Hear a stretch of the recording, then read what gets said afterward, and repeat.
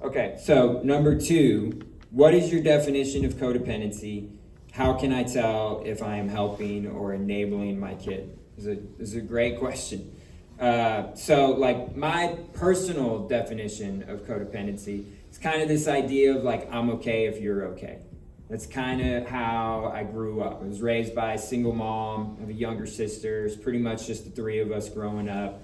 So I was like the man of the house and had all these responsibilities that, a child really should not have. But so I kind of fell into that mold that as long as they are okay, then I'll figure it out. Then I'm going to be okay. Which, as we know from our own practical experience, is not true.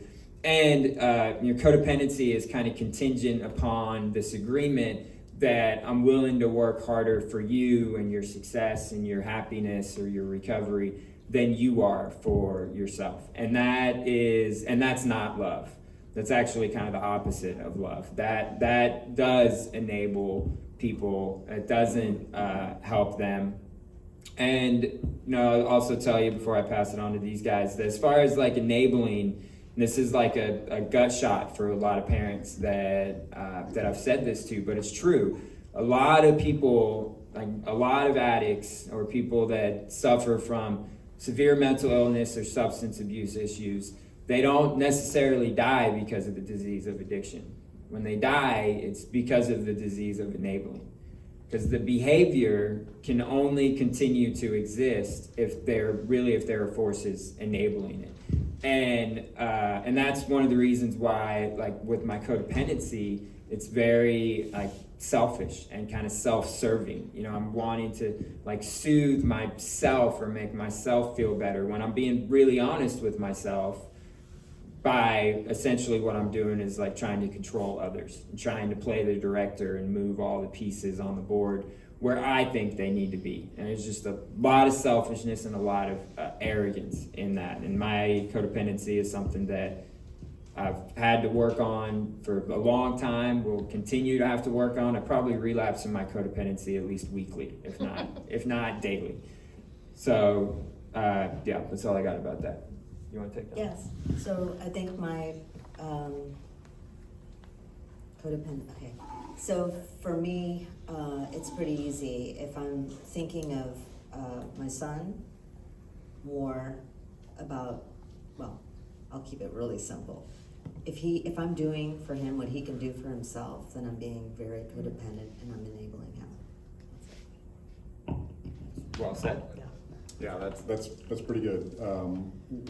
For me, I don't know if I have a definition of codependence, but what I look for in myself, what I'm constantly checking is my motivation, and that usually unlocks if I can honestly ask myself why I'm doing something or why I want something. If it seems to be getting into somebody else's bubble, then I start looking in.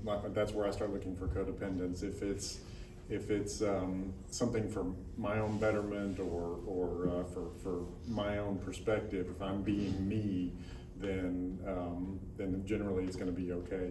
If not, then I need to dig into it more. And as far as how you can tell if you're enabling. To me, enabling is, in my experience, for me, my enabling is, another word for it is manipulation. I'm usually doing something to get something, and that is conditional love. And it leads to disappointment, it leads to resentment, and it strains the relationship. And for me, I had a lot of trouble early on recognizing those patterns because I didn't really understand them.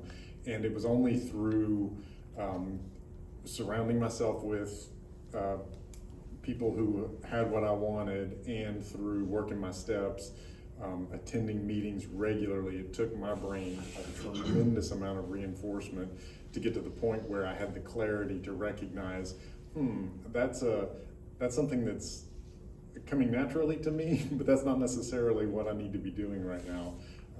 It was probably sometime maybe 6 months to a year in. I was halfway through my steps, and I looked back and I started to realize that, hey, I now see red flags when I'm being codependent, when I'm enabling. That clarity just kind of came to me naturally through working the program. So Cool.